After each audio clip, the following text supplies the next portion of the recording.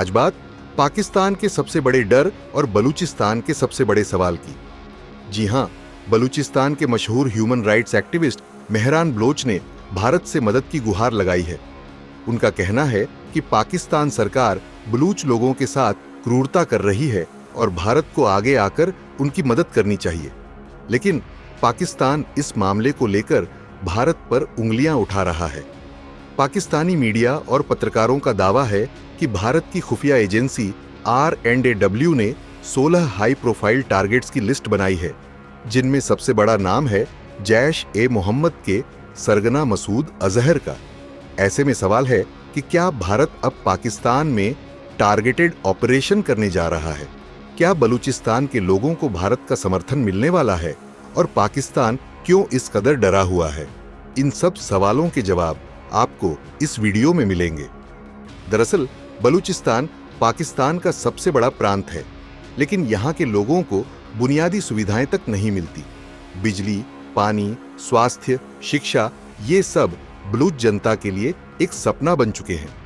पाकिस्तान सरकार हमेशा बलूच लोगों के साथ भेदभाव करती आई है और इसी के चलते वहां के लोग आजादी की मांग करने लगे हैं। अब मेहरान बलोच, जो बलूचिस्तान की आजादी की आवाज बन चुके हैं, उन्होंने भारत से मदद की अपील की है। मेहरान बलोच का कहना है कि पाकिस्तान सेना बलूचिस्तान में लोगों को गायब कर रही है, उनकी हत्याएं कर रही है और दुनिया इस पर चुप बैठी है। उन्होंने भारत के प्रधानमंत्री नरेंद्र मोदी से अपील की है कि वे बलूचिस्तान के लोगों की मदद करें। अब पाकिस्तान की मीडिया इस मुद्दे पर भारत पर आरोप लगाने में लगी हुई है। पाकिस्तानी पत्रकार आजाद सईद ने दावा किया है कि भारत की खुफिया एजेंसी R&AW ने पाकिस्तान के 16 हाई प्रोफाइल टारगेट्स की लिस्ट बनाई है, जिनमें शामिल हैं मसूद अजहर, जो जैश-ए-मोहम्मद का सरगना, जिसने भारत पर कई बड़े आतंकी हमले करवाए। दूसरा नाम है मुफ्ती अब्दुल रऊफ, जो मसूद अजहर का भाई और जैश-ए-मोहम्मद में एक बड़ा चेहरा। तीसरा नाम है फजल उर रहमान खलील, जो हरकत उल मुजाहिदीन का नेता, जिसका लिंक अल कायदा से भी रहा है। बाकी 13 नाम कौन हैं, इसका खुलासा अभी नहीं किया गया है, लेकिन पाकिस्तान को डर इस बात का है कि भारत अब आतंकवाद के खिलाफ कोई बड़ा एक्शन लेने वाला है।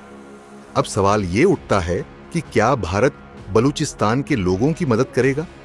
दरअसल भारत पहले ही बलूचिस्तान में हो रहे मानवाधिकार उल्लंघन के खिलाफ आवाज उठाता रहा है।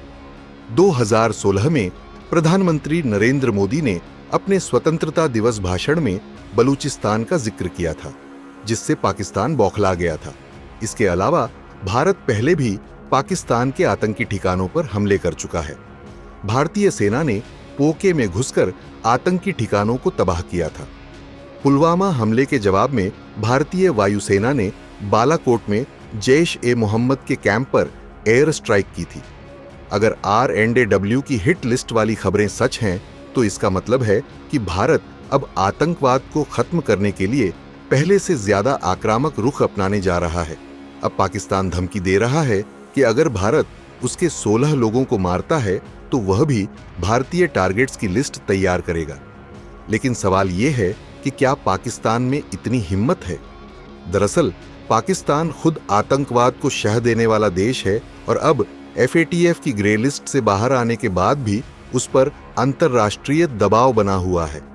अगर पाकिस्तान कोई गलत कदम उठाता है, तो उसे अंतर्राष्ट्रीय स्तर पर भारी नुकसान झेलना पड़ सकता है। भारत ने हमेशा कहा है कि वह आतंकवादियों के खिलाफ कार्रवाई करेगा, चाहे वह पोके में हो या फिर पाकिस्तान के किसी और हिस्से में। अब सवाल ये है कि क्या भारत को बलूचिस्तान की मदद करनी चाहिए? दरअसल बलूचिस्तान में हो रहे अत्याचारों को दुनिया के सामने लाना भारत के हित में होगा। R&AW की कथित हिट लिस्ट अगर सच है, तो यह आतंकवाद के खिलाफ भारत की आक्रामक रणनीति का संकेत है। पाकिस्तान का डर ही इस बात का सबूत है कि भारत अब आतंकवाद को बर्दाश्त नहीं करेगा। आपका क्या मानना है? क्या भारत को बलूचिस्तान के लोगों की मदद करनी चाहिए? हाँ या ना में कमेंट करके जरूर बताएं।